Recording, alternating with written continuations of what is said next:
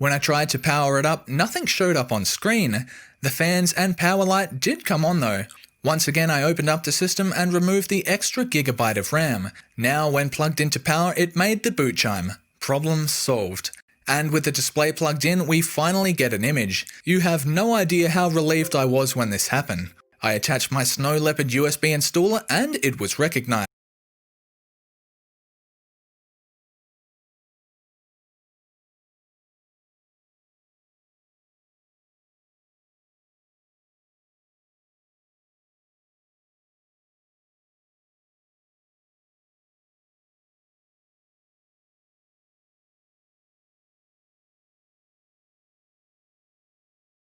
What is up guys, my name's Pete from the Gaming In terms of OBS settings, then let's jump into adding sources in OBS Studio. So as you can see in this scene, we've got a webcam, we've got our game, we've got an overlay, and we've got some text, which are the 4 different sources that we're going to be covering in this video. So it's worth quickly mentioning what the difference between a source and a scene is, because if you're new to OBS, you might not quite understand the terminology. If you look down in the bottom left, you can see that we can have multiple different scenes in our OBS window. A scene is basically a collection of sources, so you could have different scenes for different games if you're a variety streamer, or you could have maybe one which just has your webcam and chat on for if you're in between queues in a competitive game. But effectively a scene is a collection of sources that appear on screen together. So a source is effectively something that appears on screen within one of your scenes.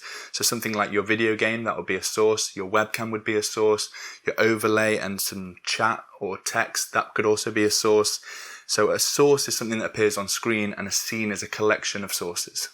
So the first thing we're going to be covering in this video is how you add your video game to OBS. The first thing that you need to make sure that you have is your video game running on your computer. When you're in your video game, it's worth just quickly looking at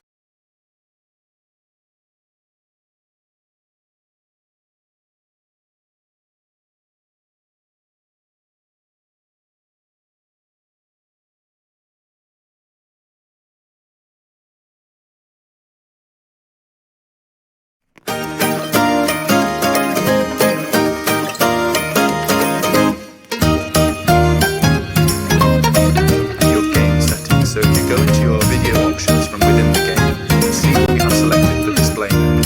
Typically if you have it set to full screen, that should give you the best frame rates in-game, but it can give you some heavy delays when alt-tabbing, which is probably something that you're going to have to do a fair amount, especially if you only have a single monitor and you're going to want to be reading Twitch chat.